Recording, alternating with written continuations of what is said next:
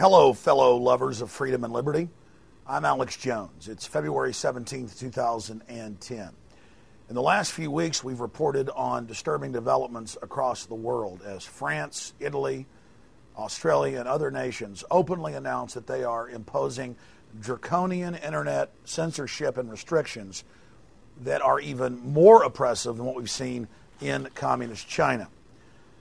Well, now we have witnessed Google tell this office and Infowars.com that we are not allowed to have our own shopping cart on the Google Shopping Network system to sell our books and documentary films, which support our operation and, of course, educate the public, because it is hateful material. And I'm going to be reading over the letter here in just a moment. And in the last few weeks, we've had correspondence back and forth with them asking them to be specific. And they have been specific. We are not allowed to sell the Obama deception or follow the Republic because Barack Obama is part African.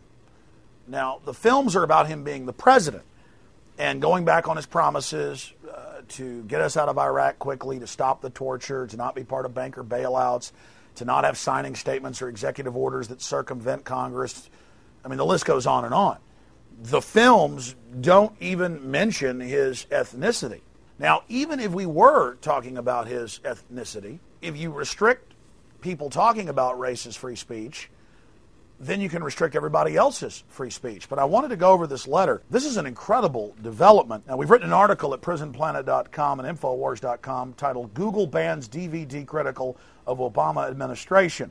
Search engine giant censors Alex Jones material for advocating against a protected group." And Tim Frugier, our shipping department and online shopping cart director, we have quite a few different shopping carts, noticed that we were banned over and over again from being able to have a shopping cart. And he noticed the Turner Diaries and other things that really do call for violent activity are allowed. And actually, white supremacists are allowed to have sites because they're ineffective against the New World Order.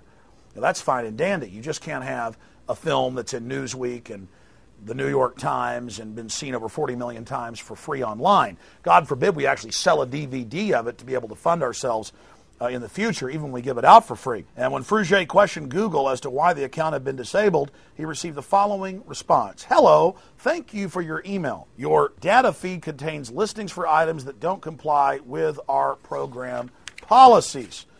And it continues to say, anti and violence, so anything anti-anything. Anti-fluoridation? No. Anti-banker bailout? No. Anti-GMO foods? No.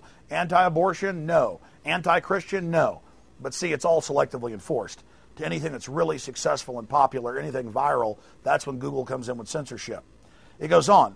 Anti and violence, so anything anti and anything violence, products and associated websites may not promote violence or advocate against a protected group. The standard applies to anyone who wants to post on Google, whether we agree with their viewpoint or not. A protected group is distinguished by their race or ethnic origin, color, national origin, religion, disability, sex, age, veteran status, sexual orientation, or gender identity. I want this to sink in for you. France on Yahoo and Google and other systems has banned World War II memorabilia sites from selling Nazi war medals that people collect. It's history.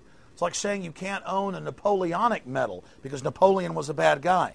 They set the precedent with that, and then next it's Alex Jones. And now Italy's saying you've got to have a license to get online, a license to have a blog, a license to upload video. Rudd over in Australia openly says he wants stronger restrictions than communist China, but he's running into a lot of resistance. Suddenly, all over the world, in so-called free government broadband that you pay for with your tax money, in England and Europe and Australia, we've gotten confirmed reports that people on their iPhones or laptops or computers can't access Infowars.com or PrisonPlanet.com. We covered that a few weeks ago.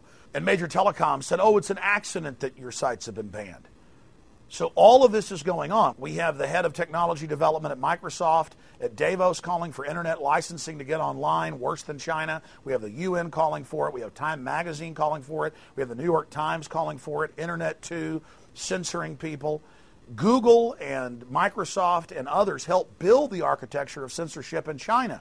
Now they're bringing it here. We have cybersecurity bill that's passed the House that states that the federal government will take over all IT companies. They'll have to comply with them and put their software in to monitor and block everything they want to control. That they're going to hire bizarre youth corps out of high school and college to man the new cybersecurity army to go out and censor. The Pentagon admits they're countering the American people who are anti-war on the web. This is admitted. Under Bush and now Obama, tens of billions a year are spent on fake news packages and propaganda placement in TV ads and movies and television. It's everywhere. Look, the bottom line is this. Massive censorship is taking place because the truth is effective. Alternative news across the political spectrum is dwarfing mainstream newspaper websites, mainstream television network sites. Infowars.com and PrisonPlanet.com are the number 1 and 2. Infowars number 1, Prison Planet number 2, alternative sites in the world. They know they've got to put the brakes on what we're doing. And the point is, it's our websites today, it's your sites, it's your comments tomorrow. YouTube's engaged in more and more censorship, also owned by Google. What do we do about this? We start using alternative search engines like StartPage.com, Scroogle, Dogpile, and many others. A lot of them have total anonymity when you're surfing the web. We start exposing Google, and that's happening. I mean, even PC World says that Google is now the evil twin of Microsoft. Steve Jobs of Apple came out and said that Google's motto of don't be evil is a complete joke. It is. We see continued massive censorship by Microsoft, Google, and others. We're not seeing it by Apple, and I'm not saying they're perfect by any stretch, but we're not seeing it from them. We're seeing Yahoo engage in censorship worldwide. Please tell your friends and family about Infowars.com and PrisonPlanet.com. There's a reason they're being censored. Every time we get attacked or censored or hacked or governments block us, we start more websites. We start new applications. We have one of the number 1 news apps now for free radio listening at the iTunes store. We're going to put a link up in the corner so you can download it for free and give it to your friends and family that are Apple users. We've got other free apps for the Android and other phone systems. This is the future of the internet, as everybody knows. So we're moving out and branching out, kind of like a starfish. You cut up starfish in 4 or 5 pieces to kill them. Each piece grows back. That's what we're doing. Because 14 years ago when I started, I was well aware from college in biology class about the starfish, and I believed in the starfish principle. That's been very successful for us. And that's what you should do as well. Every time you see a site being censored, whether it's WikiLeaks or the Electronic Frontiers Foundation and others, you need to promote them, support them.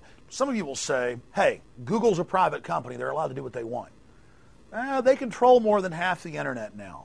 They admit they want to dominate all of cyberspace. They can't discriminate. In Nazi Germany, the first thing Hitler did was go and shut down Jewish stores and gypsy stores and Seventh-day Adventist stores. They first economically isolated people. This is a tactic that's been used. There is no equal protection under the law here. They just do what they want. They list you as a hater. Even if I was a hater creating racial strife, I should still have my freedom. But we're not. That's the point. They're even misapplying this. And it's also unfair trade practices. There's no appeal, there's no judge, there's no jury, there's no nothing. They say, you are attacking protected groups, and they give no example. This is amazing, ladies and gentlemen. Another example of government and big corporations that are larger than most governments, Google's the biggest corporation in the world now, of shutting down free speech was the Austin Gun Show. Here for 18 years, the feds came in without a law, without a statutory authority, and they just said, it's over. You're shut down. You're not going to have private gun sales here anymore, and ordered the owner of the building, HEB, shut it down. Same thing. You can't have your website. Your IP address is blocked. You can't be read at the university, at the high school, at the corporation, on the free government broadband the FCC admits they're now funding with taxpayer money. And then you can't have your shopping cart. And then your IP address is totally blocked. So I beg everyone, while the internet is still somewhat free in the West, share the video links to Fall the Republic, to the Obama Deception. Buy the DVD at Infowars.com. Visit the other shopping carts we've still got at Infowars.com. Support what we're doing on the very cutting edge of freedom of speech. You don't even have to agree with all of our content, just with the fact that we have a right, just as you have a right, to have your say. to stand on your electronic soapbox. It gets even worse in the Cybersecurity Act. The Cyberbullying Act says that if something you say is hurtful on the internet, you can be put in prison for years. If you hurt someone's feelings, this is the new tyranny. This Google letter says if you're anti-anything, you're shut down. Then we said, how about we just sell the Obama Deception or Fall of the Republic?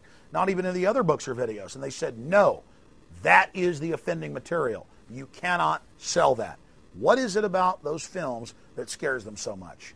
Because it shatters the left-right paradigm. The censorship is here. They're probing. They're testing.